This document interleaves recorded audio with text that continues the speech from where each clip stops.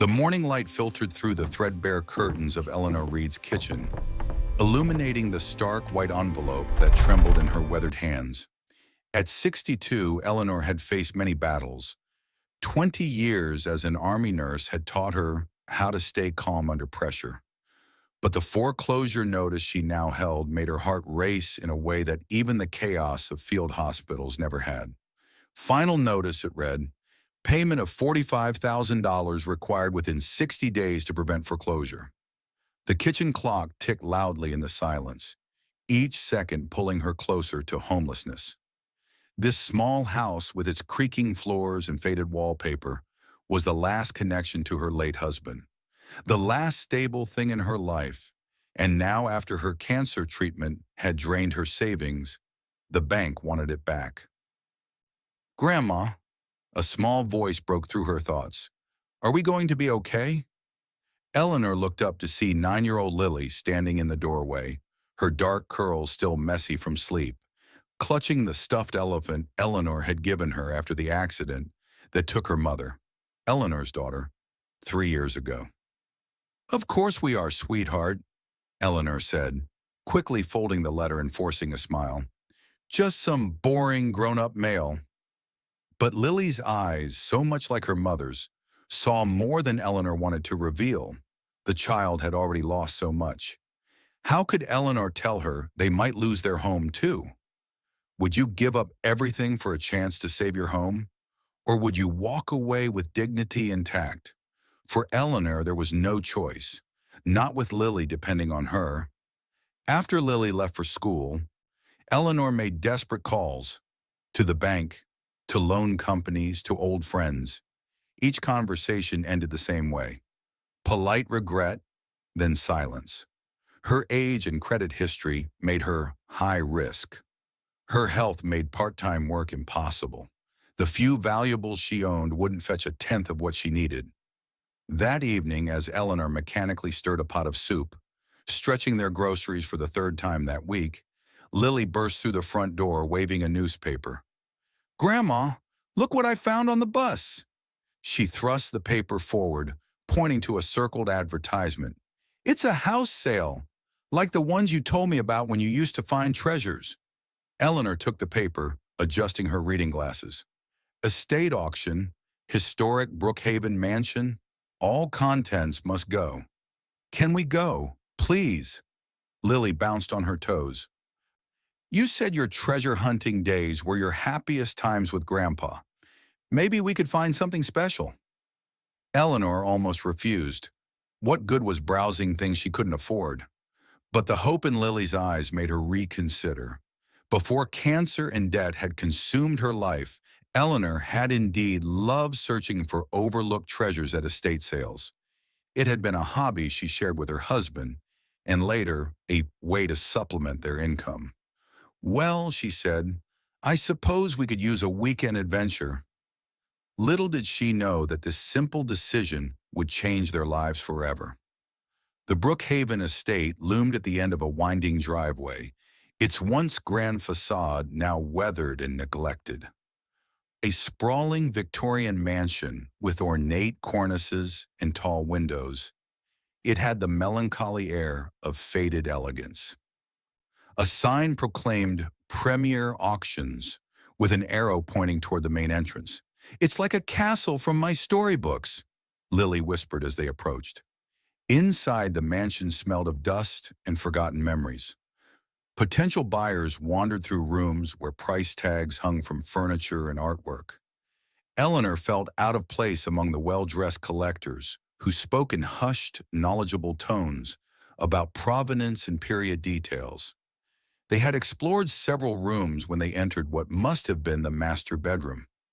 There, against the far wall, stood a magnificent wooden dresser with intricate carvings and a marble top. Something about it drew Eleanor closer, perhaps the way the morning light caught its polished surface, or the delicate craftsmanship evident in every detail. "This piece dates back to pre-Civil War era," a deep voice commented behind her. "Federal period, probably 1840s. Eleanor turned to find an elderly man with keen eyes and a warm smile. The tag on his blazer read, George Thompson, Furniture Restoration Expert. It's beautiful, Eleanor admitted, running her hand lightly over the cool marble. You have a good eye, George nodded appreciatively. Not many people recognize quality craftsmanship anymore. Before Eleanor could respond, a commotion at the doorway drew their attention. A tall man in an expensive suit entered, followed by an entourage of assistants. Eleanor recognized him immediately from local news. Harrison Wells, the real estate mogul who'd been buying up properties throughout the county. Wells surveyed the room with the air of someone accustomed to owning everything he saw. His gaze settled on Eleanor, then moved dismissively to the dresser she was admiring. Interested in that old thing, are you? He asked, his voice laced with condescension.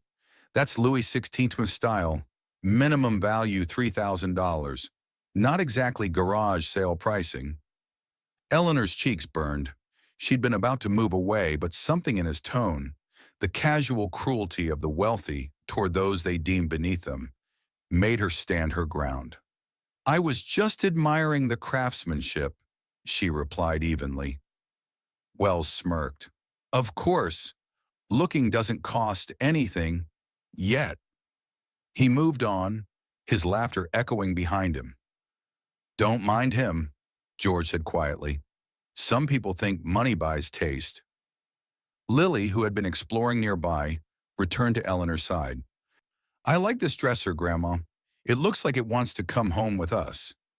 Eleanor smiled sadly. I'm afraid it's not in our budget, sweetheart. What price would you pay for dignity? For Eleanor, the answer was about to become clear. As the day progressed, the crowd thinned. Items were sold, wrapped, and carried away. To Eleanor's surprise, the beautiful dresser remained, passed over by serious buyers, perhaps looking for more fashionable pieces. When the auctioneer announced final markdowns on remaining items, Eleanor was shocked to hear, mahogany dresser with marble top, now reduced to $100. That's less than the marble is worth, George commented, eyebrows raised. Eleanor hesitated. $100 was exactly what she had budgeted for groceries that week. It was reckless, foolish even. But something about the dresser called to her, a connection she couldn't explain. I'll take it, she heard herself say, pulling the carefully counted bills from her purse. The auctioneer looked relieved to make one final sale. Sold to the lady in the blue cardigan. Lily squeezed her hand in excitement. We got a treasure, Grandma. George helped arrange delivery, offering his truck since the piece wouldn't fit in Eleanor's aging sedan. As they prepared to load it, he shared what he knew. This dresser likely came from one of the old plantation homes. The style suggests it belonged to someone of importance. This mansion belonged to Colonel William Fletcher, who commanded a special unit during the Civil War. Eleanor listened, fascinated by the history that might be connected to her impulsive purchase. As George and the auction assistant tilted the dresser to maneuver it into the truck, a strange sound came from within, like metal sliding against metal. Grandma, there's something inside, Lily exclaimed. They carefully opened each drawer, finding nothing but empty space. Probably just loose joinery, the assistant suggested. These old pieces settle over time. But when they tilted it again, the sound returned. More distinct now, like coins or small metal objects shifting within a hidden compartment. What secrets might be hiding within these wooden walls? What stories waiting to be told? That evening after Lily had gone to bed, Eleanor sat in her small home workshop where she used to restore furniture in happier days. The magnificent dresser stood before her, incongruously elegant against the humble surroundings. She ran her fingers along every inch of the wood, admiring the craftsmanship while searching for anything unusual. The drawers slid smoothly on well-crafted runners. The joints fitted perfectly despite their age. But no matter how she tilted it, she couldn't locate the source of the mysterious sound. Eleanor's exploration continued past midnight, her army nurse's precision guiding her examination. Finally, lying on her back beneath the dresser with a flashlight, She noticed a hairline crack in the wood where none should exist, a perfectly straight line along the base that didn't match the natural grain. "What have you been hiding all these years?" she whispered. Before she could investigate further, a crash from the main room startled her. She hurried out to find Lily's backpack had fallen from a chair, spilling books across the floor. "I'm sorry," Eleanor murmured to the empty room, her nerves frayed by exhaustion and worry. As she bent to gather the scattered items, Lily's fairy tale book fell open to an illustration of a secret door hidden in a tree. Eleanor paused, struck by the coincidence, then returned to the dresser with renewed determination. Examining the base again, she pressed gently along the crack. Nothing happened. She tried pulling, then pushing at different angles. Still nothing. Frustrated, she sat back on her heels. What was she missing? The answer came the following morning when Lily, fascinated by their new acquisition, accidentally dropped her toy elephant. It hit a small wooden knob on the dresser's side, a decorative element that appeared to be nothing more than an ornament. And suddenly, with the quiet precision of well-crafted machinery, a narrow drawer slid smoothly from beneath the dresser's base. "Grandma, look!" Lily gasped. Eleanor rushed over, hardly believing her eyes. The hidden drawer was shallow, but stretched the full width of the dresser. Inside lay a wooden box, dark with age, adorned with an eagle emblem. With trembling hands, Eleanor lifted it out. The box was locked, but years of helping her husband with delicate repairs had taught her patience and precision. Using a thin metal tool from her workbench, she carefully manipulated the ancient mechanism until it yielded with a soft click. The lid opened to reveal contents that took her breath away. A leather-bound journal with faded handwriting, an old folded map, and a golden ring bearing a military insignia.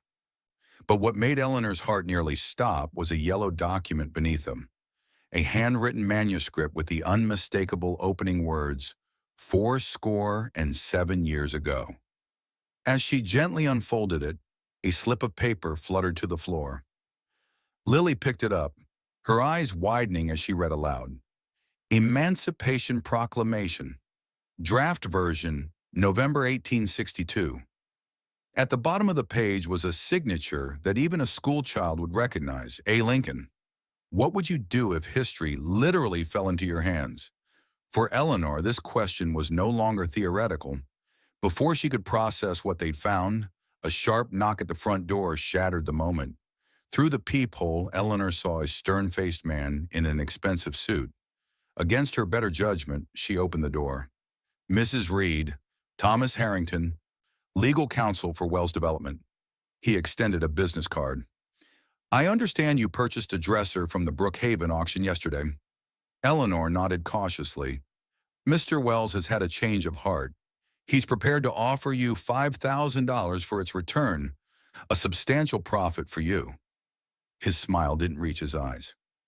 "The piece has sentimental value to his family. $5,000 would solve many problems.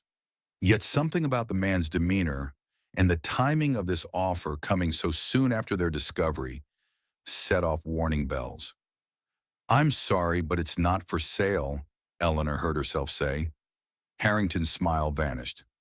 "Mrs. Reed, I don't think you understand your position. A woman in your financial circumstances should consider such offers carefully." "How do you know about my financial situation?" Eleanor demanded. The man straightened his tie. "Mr. Wells makes it his business to know who he's dealing with." He stepped closer, lowering his voice. "A widow raising a child alone, recovering from cancer, facing foreclosure. You're in no position to refuse." Eleanor's blood ran cold. "I think you should leave." As Harrington turned to go, he paused. "You don't know what you're getting involved in. An old woman and a child can't protect anything of value for long." After he left, Eleanor leaned against the closed door, her heart pounding. Whatever they had found, it was valuable enough for Wells to investigate her personal life and send his lawyer to her door within hours.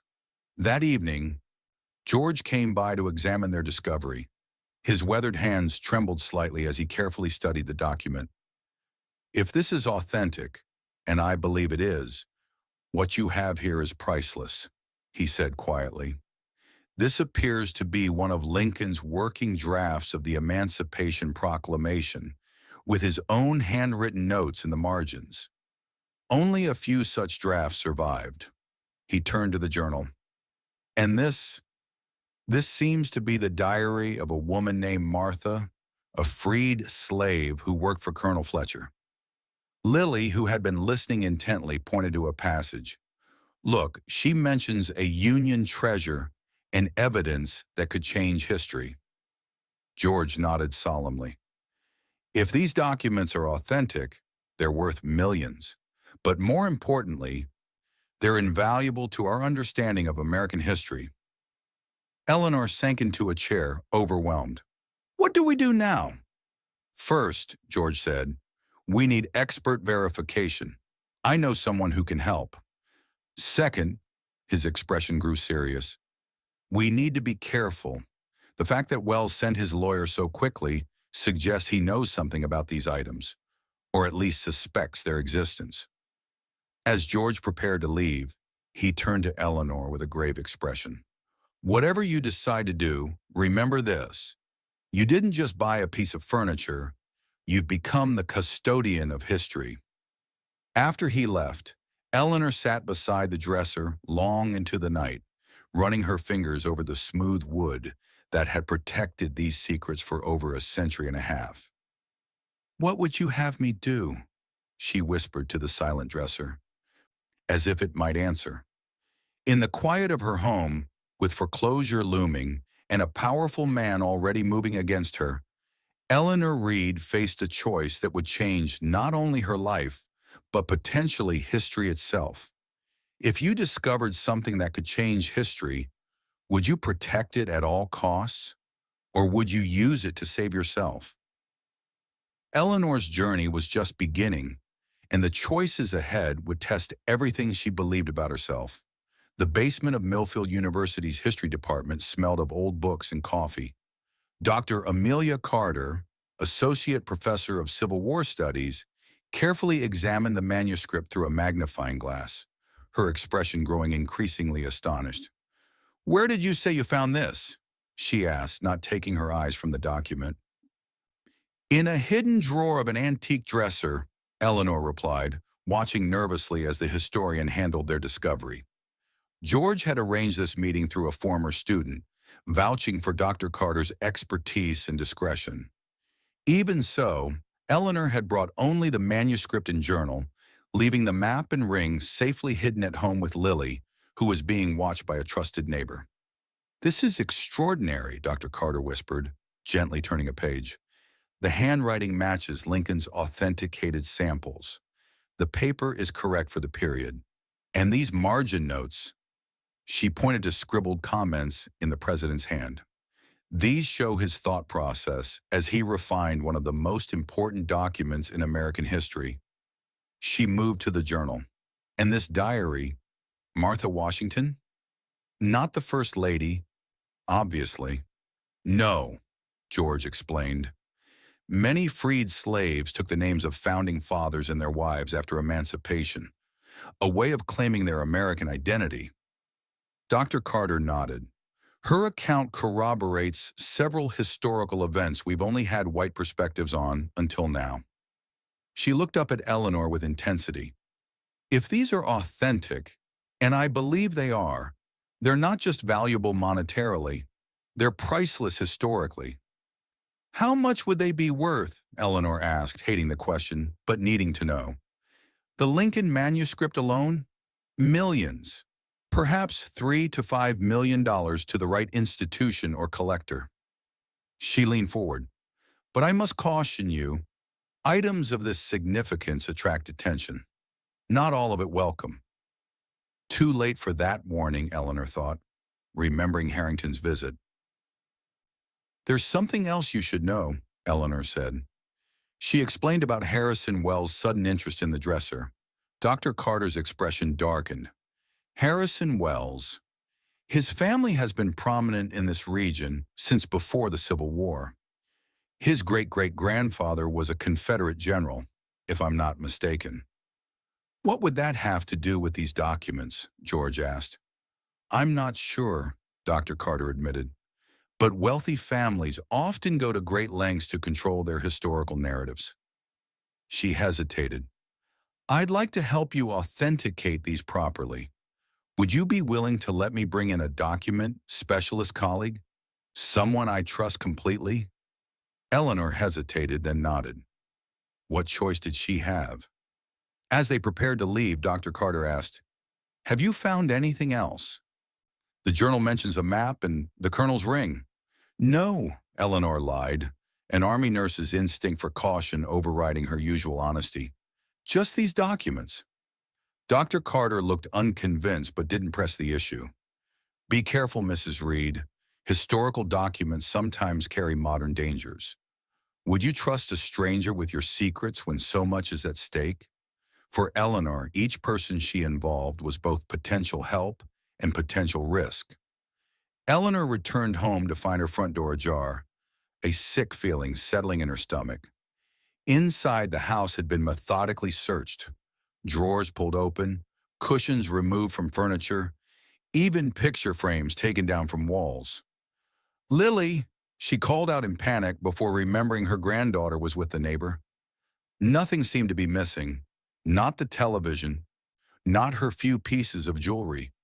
The intruders had been looking for something specific.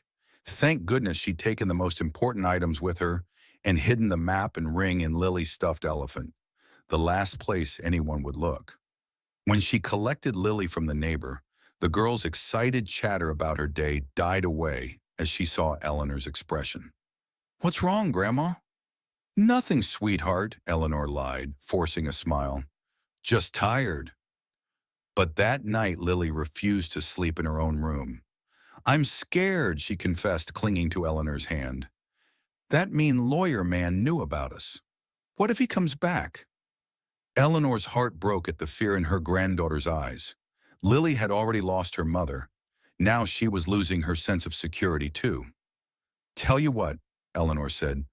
How about we have a sleepover in the living room tonight? We can make a fort with blankets, just like your mom used to do with you. As they lay in their makeshift fort, Eleanor's mind raced. The break-in confirmed her suspicions. Wells knew or suspected what the dresser contained. How long before he tried again with more forceful methods? The next morning brought another shock. A notice from the bank informing her that, due to a system update, her foreclosure deadline had been moved up to just 30 days away. No system error would do that, George said grimly when she called him. Wells must have connections at the bank. What do I do, George? Eleanor asked, fighting to keep her voice steady as Lily played nearby. We need to find out what else is hidden in that dresser's secret, George replied. And there's only one place to look, Brookhaven Mansion itself. When powerful forces align against you, do you retreat or advance? For Eleanor, standing still was no longer an option. The following day, Eleanor and Lily spent hours poring over Martha's diary, searching for clues about what might still be hidden at Brookhaven. To Eleanor's surprise, Lily had an uncanny knack for spotting patterns in the seemingly random notes and drawings in the margins. Look, Grandma, she said, pointing to a series of symbols that appeared every few pages. These aren't just doodles. They're a code. Eleanor looked closer. What had seemed like decorative flourishes did indeed appear in a pattern. How did you notice that, sweetheart? Lily beamed. It's like in my fairy tale book. Remember the story of the magic forest where the animals left secret messages for the lost princess? They used symbols just like these. She ran to get her book, returning with it open to a page showing a similar code system. Together, they worked to decipher Martha's hidden messages, with Lily applying the fairy tale logic to the historical document. Gradually, the coded passages revealed themselves. Martha had hidden parts of Colonel Fletcher's papers in a church near Brookhaven, the Lord's cabinet, and other documents in a secret room within the mansion itself. Eleanor marveled at her granddaughter's intuition. Sometimes it took a child's imagination to see what adults overlooked. Meanwhile, George devised a plan to get them into Brookhaven. His nephew Jason worked on the construction crew renovating the mansion for Wells' planned luxury resort. The weekend crew was minimal, security limited to a single guard who made rounds every hour. "We'll go Saturday night," George explained. "Jason will let us in through the service entrance. We'll have about 45 minutes to search the library where the colonel's papers were kept." "Isn't this breaking and entering?" Eleanor asked, torn between desperation and principle. "Technically," George admitted, "but if Wells stole historical documents that rightfully belong to the American people, isn't recovering them the greater good?" Eleanor wasn't convinced, but she was running out of options. "I want to come too," Lily insisted when she overheard them planning. "Absolutely not," Eleanor said firmly. "It's too dangerous." "But Martha's diary said she hid things where only a child would think to look," Lily protested. Eleanor knelt to look her granddaughter in the eyes. "I need you to be brave in a different way. Mrs. Patel next door will stay with you, and if we're not back by morning, you call this number." She wrote down Dr. Carter's number. "Can you do that for me?" Lily nodded solemnly, looking much older than her 9 years. "How far would you go to protect your family and uncover the truth?" For Eleanor, the line between right and wrong was becoming increasingly blurred. Brookhaven Mansion looked different at night, more imposing, its dark windows like watchful eyes. Eleanor, George, and Dr. Carter, who had insisted on joining them once she heard the plan, moved silently through the shadowed grounds. "We have exactly 47 minutes until the guard makes his next round," George whispered as his nephew Jason unlocked the service entrance. "Be careful," Jason warned. "The main floors are stable, but the renovation hasn't reached the east wing yet. The floors there aren't safe." Inside, the mansion was eerily silent, their flashlights casting long shadows across plastic-covered furniture and construction materials. They moved quickly to the library, a grand room with floor-to-ceiling bookshelves, now mostly empty of books. According to Martha's diary, Colonel Fletcher had a secret meeting place where he would receive Union agents, Dr. Carter whispered, examining the room. "She mentioned it was behind knowledge, where light meets shadow." They split up, searching the walls for any sign of a hidden door or compartment. Eleanor ran her hands along the wooden paneling, feeling for catches or seams. Minutes ticked by with no success. "The map," George suddenly said. "What does it show?" Eleanor unfolded the map they'd brought. It showed the mansion's layout, with a small X marked in the library. But the X wasn't on any wall. It was in the center of the room. "It's not in the walls," Eleanor realized. "It's beneath us." They moved the protective tarps covering the floor, revealing an intricate parquet design.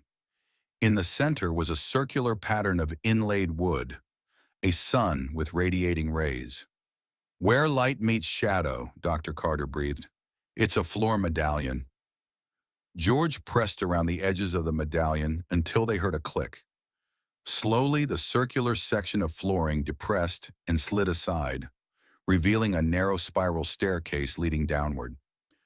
"We have 15 minutes left," George reminded them as they descended into the darkness. The hidden room was small but had clearly been used as a secure meeting place. A desk stood against one wall, and a large iron safe occupied the corner. But the safe door hung open, and it was empty. "Someone's been here before us," Dr. Carter said, disappointment heavy in her voice. As they searched the room for any overlooked items, Eleanor noticed something on the floor. A delicate handkerchief embroidered with the initials EF. "Eleanor Fletcher," Dr. Carter read, taking the handkerchief carefully. She looked up sharply. "Wait, that's your first name?" "It's a common enough name," Eleanor shrugged, though her heart had begun to race. Dr. Carter pulled out her phone, rapidly searching through her research notes. Colonel William Fletcher had a niece named Eleanor who married a Union soldier named Reed. She looked up, eyes wide. Your husband's family. Where were they from originally? Pennsylvania, I think, Eleanor replied, her mouth suddenly dry. My late husband mentioned his great-grandfather fought for the Union, but that's all I know. Dr. Carter showed her the screen, a family tree with the name Eleanor Fletcher Reed, clearly visible. I think you may be a direct descendant of Colonel Fletcher. That would explain why you felt such a connection to the dresser. It was returning to its rightful family. The revelation hit Eleanor like a physical force. All her life, she'd felt disconnected from her roots. Her parents had died young, and her husband's family history had been sparsely documented. Now suddenly she had a lineage, a history, a connection to something larger than herself. Before she could absorb this discovery, they heard voices above, angry voices. We have company, George whispered urgently. They quickly ascended the stairs, but it was too late. Harrison Wells stood in the library with two security guards, his face twisted with fury. Breaking and entering, Mrs. Reed? That's a serious crime, he said coldly. Though I'm not surprised to find you here, scavenging like a common thief. The only thief here is you, Wells, George retorted. We know about the documents you removed from that safe. Wells laughed. Removed? I purchased this property and everything in it legally, unlike you trespassers. Historical documents of national significance cannot be privately owned and hidden away, Dr. Carter interjected. They belong to the American people. Is that what you think I have? Historical documents? Wells' smile was chilling. Let me educate you. He pulled a folded paper from his pocket. This is a letter from my ancestor, General Thaddeus Wells, dated 1865. In it, he swears to destroy all evidence of the Southern conspiracy to assassinate Lincoln, a conspiracy that began years before Booth pulled the trigger. He looked directly at Eleanor. My family has spent 5 generations locating and eliminating these embarrassing historical footnotes. The Fletcher documents were the last piece of the puzzle, until you stumbled into the middle of my cleanup operation. Wells stepped closer, his voice dropping to a menacing whisper. My ancestors' reputation, my family's honor, will not be destroyed by some desperate old woman and her academic friends playing detective. You can't erase history, Eleanor said, finding her voice. No matter how ugly, it deserves to be remembered. Spoken like someone with nothing to lose, Wells sneered. But you have plenty to lose, don't you, Mrs. Reed? Your home, your granddaughter's stability, perhaps even her custody, should the courts determine you're an unfit guardian, a criminal trespasser with financial problems. The threat hung in the air, unmistakable. Take them to the East Wing, Wells instructed his guards. Lock them in the old servants' quarters until I decide what to do with them. As they were marched through deteriorating corridors, Eleanor's mind raced. The floor here was visibly unstable, with sections missing entirely. If Wells left them here overnight, they could easily fall through the rotting wood. When trapped between danger and desperation, which path do you choose? For Eleanor, the answer lay in a forgotten piece of history. Once locked in the small, decrepit room, George immediately began examining their surroundings.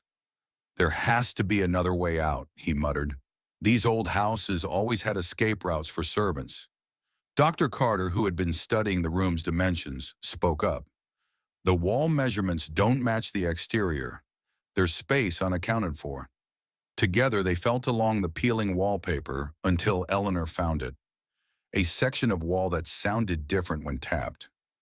George applied pressure to various spots until a hidden panel swung inward, revealing a narrow passage.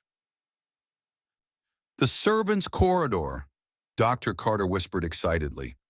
Mansions like this often had hidden walkways so servants could move unseen by the family and guests. The passage was dark and thick with cobwebs, but it offered escape. As they moved cautiously through the narrow space, Dr. Carter stumbled and nearly fell. "Are you all right?" Eleanor asked, helping her regain balance. "Just twisted my ankle," she winced. "I can manage." They continued more slowly, the passage sloping downward. At one point, a section of ceiling had collapsed, forcing them to crawl through debris. Eleanor, leading the way, suddenly stopped. "Look," she whispered, pointing her flashlight at the wall. Carved into the plaster was a message. "Truth lives where light cannot reach, but faith endures." Martha's word, Dr. Carter breathed. From her diary, the passage eventually led them to a trap door that opened into the mansion's gardens. They emerged into the cool night air, grateful to be free but aware their situation had just become infinitely more complicated. "Wells will report us to the police," George said grimly. "Let him," Dr. Carter replied. "I documented everything before we came. If he wants to open this up to public scrutiny, I'll make sure the world knows what his family has been hiding."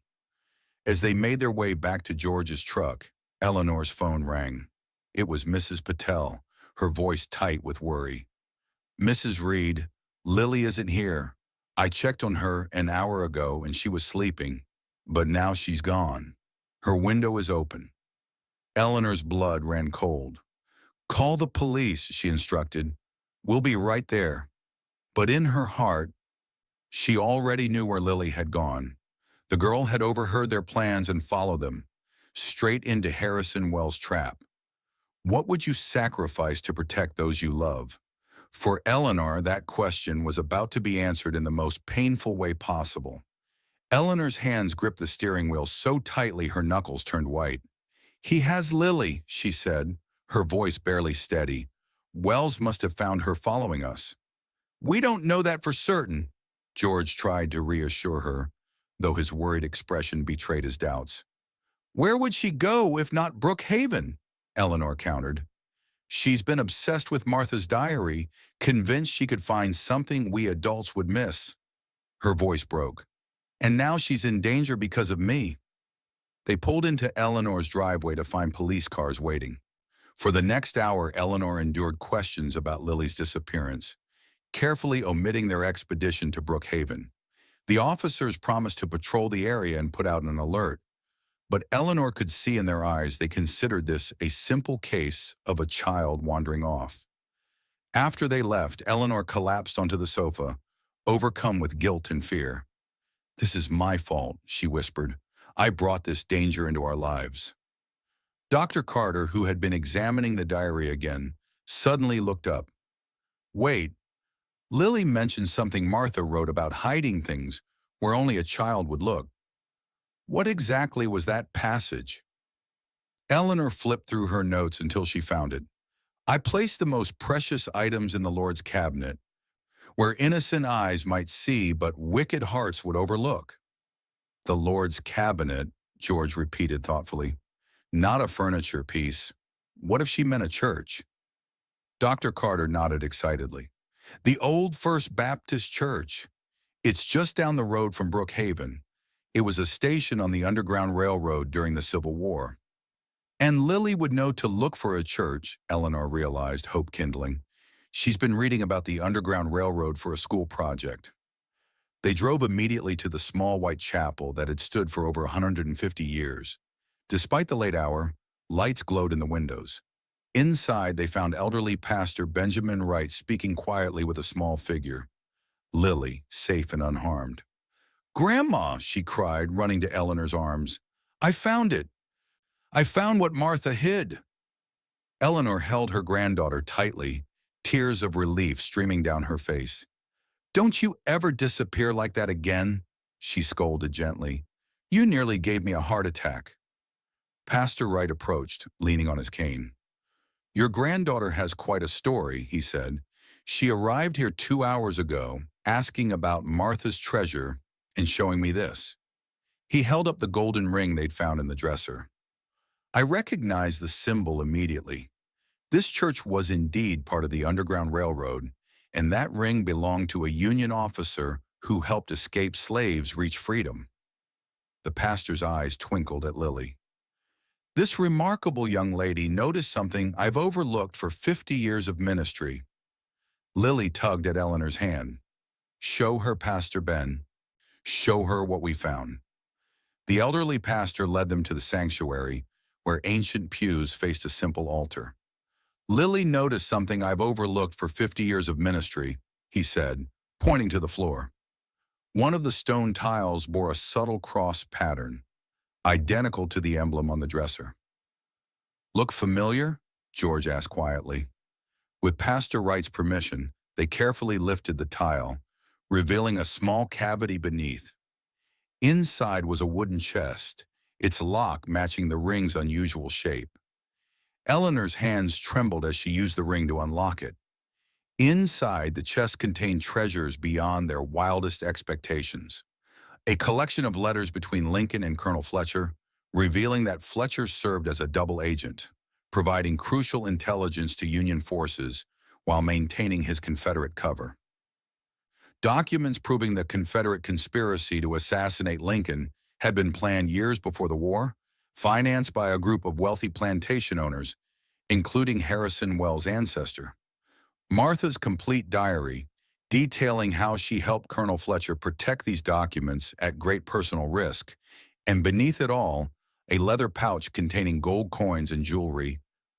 To Martha and those who helped preserve the truth, read an accompanying note in Colonel Fletcher's handwriting. These documents rewrite history, Dr. Carter whispered, carefully examining each piece.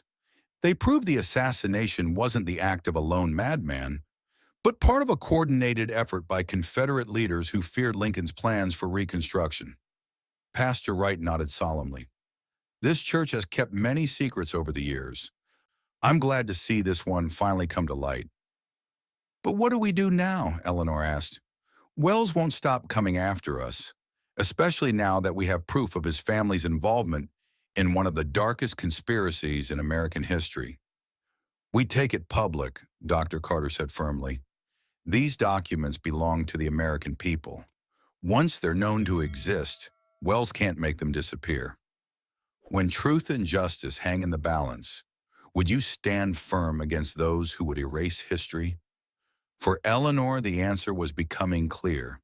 The next week passed in a blur. With Dr. Carter's connections, Eleanor secured legal representation from Michael Bennett, a prominent attorney specializing in historical artifacts and cultural heritage. The documents were safely deposited in a bank vault, with authenticated copies sent to the Smithsonian and National Archives for verification. Wells, as expected, filed lawsuits against Eleanor for trespassing, against the church for harboring stolen property, and against Dr. Carter for academic misconduct. But his legal offensive backfired when the press caught wind of the story. Civil War cover-up exposed read headlines across the country. Historians and legal experts weighed in, most supporting Eleanor's position that documents of such historical significance couldn't be privately owned, especially by descendants of those implicated in the conspiracy. Eleanor received a foreclosure extension from the bank, which was suddenly eager to appear cooperative amid the public attention. But Wells wasn't finished. His attorney, Harrington, made increasingly threatening calls, suggesting Eleanor would regret not settling quietly. After one particularly menacing call, Eleanor moved Lily to George's home temporarily. Just until this is resolved, she assured her granddaughter, though in truth she had no idea when or how the situation would end. The strain took its toll. Eleanor lost weight, slept poorly, and began to wonder if the fight was worth it. Perhaps she should accept Wells' latest offer, now up to $500,000, enough to save her home and secure Lily's future. One evening, as she sat alone in her kitchen contemplating surrender, Lily called from George's house. "Grandma, I've been reading more of Martha's diary," she said excitedly. "She wrote something important on the last page, something we missed." "What does it say, sweetheart?" Eleanor asked. "The truth fears no light," Lily read. "Colonel Fletcher often said that justice may sleep, but it never dies. Remember this when the path seems darkest. Martha didn't give up, Grandma. We shouldn't either. The simple wisdom of a child, or perhaps the echoing courage of a woman who had risked everything for truth, renewed Eleanor's resolve. The following day brought an unexpected ally. Sarah Wells, Harrison's daughter, requested a private meeting with Eleanor and her attorney. My father has been obsessed with erasing our family's historical embarrassment for as long as I can remember, explained Sarah, a composed woman of 35, with her father's determined eyes but a gentler countenance. He sees it as his sacred duty to protect the Wells name, regardless of the cost. She slid a flash drive across the table. These are his emails and private documents proving he knew about the historical artifacts before purchasing Brookhaven. He intentionally concealed their existence and historical value. Why are you doing this? Eleanor asked. Sarah's expression was resolute. I have a history degree. I teach at the community college. I've dedicated my life to uncovering forgotten narratives, only to discover my father has been actively destroying them. She met Eleanor's gaze. My family's history may be ugly, but covering it up only compounds the original sin. I won't be part of hiding the truth. Eleanor was struck by the woman's courage. Your father won't forgive this betrayal. Sarah nodded sadly. I know, but some choices define who we are. This is mine. Would you have the courage to stand against your own family for what's right? Sarah Wells made her choice. Now Eleanor had to make hers. The courthouse steps were crowded with media when the hearing finally began. Wells arrived with an entourage of attorneys, while Eleanor walked in with only George, Dr. Carter, and Michael Bennett. Inside, the judge, a stern woman with 3 decades on the bench, listened as Wells' team argued that all items found at Brookhaven were legally his property, purchased in good faith. Bennett countered that historical documents of national significance couldn't be treated like furniture or artwork. These papers don't just belong to Mrs. Reed or Mr. Wells. They belong to the American people. They're our collective heritage. The turning point came when Sarah Wells testified against her father, producing evidence that he had systematically concealed the existence of historically significant documents. Your Honor, Bennett concluded, my client didn't set out to make a historical discovery or challenge a powerful man. She simply bought an old dresser that called to her, perhaps because it was returning to its rightful family.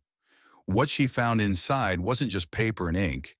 It was truth that has waited 150 years to be heard. When it was Wells' turn to testify, the judge asked him to swear on the Bible. To everyone's surprise, he refused, claiming it was just a formality.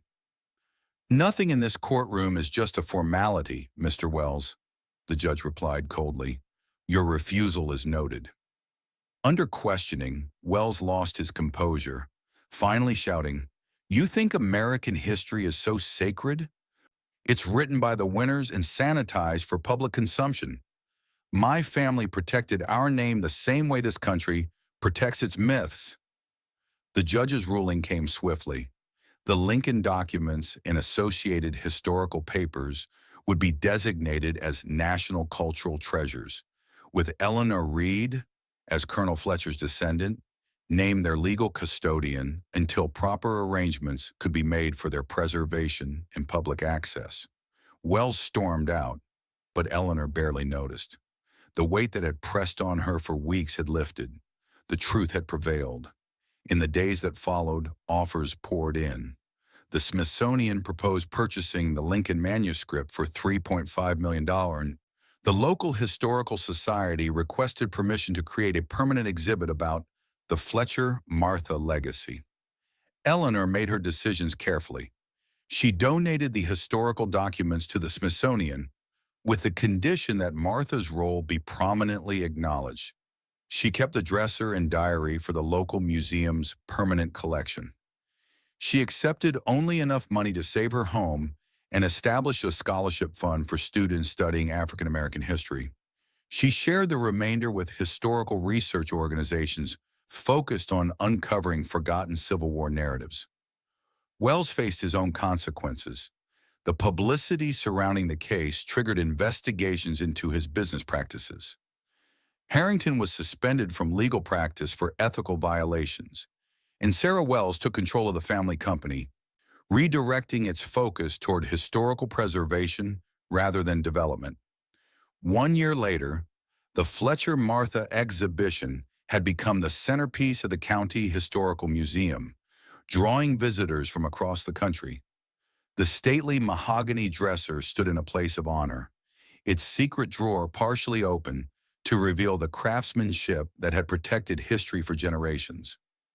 Eleanor stood in the crowded gallery, watching as Lily, now 10, confidently led a group of her classmates through the exhibit. The dresser knew who it belonged with, Lily was explaining. It waited over a century to find its way back to Colonel Fletcher's family, my grandmother. Behind the dresser, a wall-sized family tree displayed the lineage connecting Eleanor Reed to Colonel William Fletcher. Eleanor had discovered photographs of her ancestors in the Fletcher papers, including one of her great-grandmother, the original Eleanor Fletcher Reed, standing proudly beside the very dresser that had changed their lives. George joined Eleanor, his hand finding hers in a gesture that had become comfortably familiar over the past year. Their friendship had deepened into something more, a connection neither had expected, but both treasured. "You know," he said quietly, "I've restored furniture for 40 years, but I've never seen an object find its rightful owner the way that dresser found you." Eleanor smiled. "Sometimes I think it wasn't just chance. Martha's diary mentioned how she would pray the truth would find its way to those who would protect it. Perhaps some connections transcend time." Across the room, Dr. Carter was explaining to a group of academics how the Fletcher documents had reshaped our understanding of Lincoln's assassination.